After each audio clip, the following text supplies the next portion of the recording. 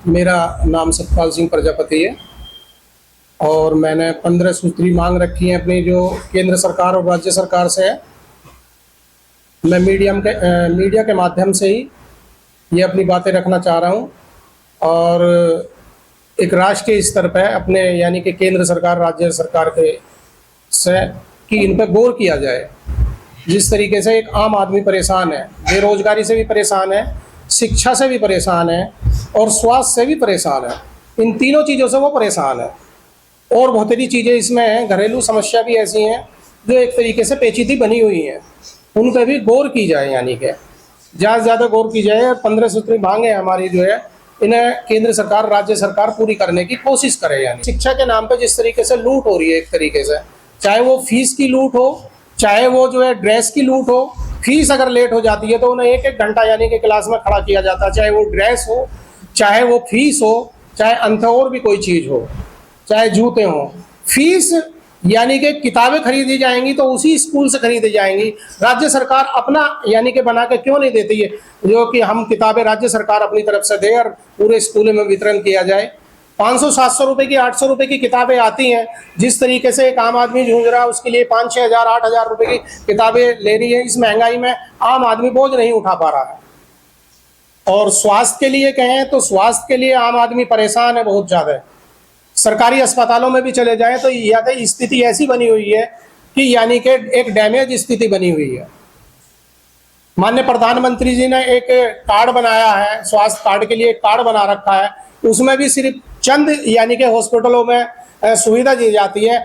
और दूसरा, इसमें अगर मैं कहूँ तो कोर्ट मैरिज का अगर समस्या रखी जाए, कोर्ट मैरिज है, रिलेशनशिप है, इस पर गौर किया जाए। यानी कि एक बाप को जिस तरीके से मतलब बाप अपनी बेटी को पालता है, 17-18 साल तक उसे पाला और पालने के बाद किसी कारणवश उसका पैर फिसल गया है, किसी ने मतलब जो उसे दुर्भाग्य से फंसा दिया है ना, उसमें उसकी जिंदगी बर्बाद हो गई है। उन पर कोई ना कोई ऐसा रोक लगनी चाहिए। उनकी स्थिति यानी कि माँ बापों के हिसाब से, बच्चों की हिसाब से उनके साथ यानी कि कहीं अच्छा भविष्य तय कर सकें। स्मार्ट मीटर को भी दे रखा। स्मार्ट मीटर के लिए देखिए, जिसका काम और धंधा और कारोबार एक अच्छा है, उसका तो ठीक है, वो रिचार्ज कर सकता है। लेकिन अगर आदमी का काम नहीं है और काम से बेरोजगार है, एक 5,000 की पहले लिमिट होती थी, लेकिन आज अगर उसका रात को खत्म हो गई है तो वो रात को कहाँ जाएगा। इसमें मैंने आगे दे रखा है, भारत के लोगों की दुकानें तोड़ी गई हैं, मकाने तोड़े जा रहे हैं। यानी कि असली गुनाहगार आजाद घूम रहा है, उनकी मकान और दुकान तोड़ दी जाती हैं, उन पे भी विचार किया जाए।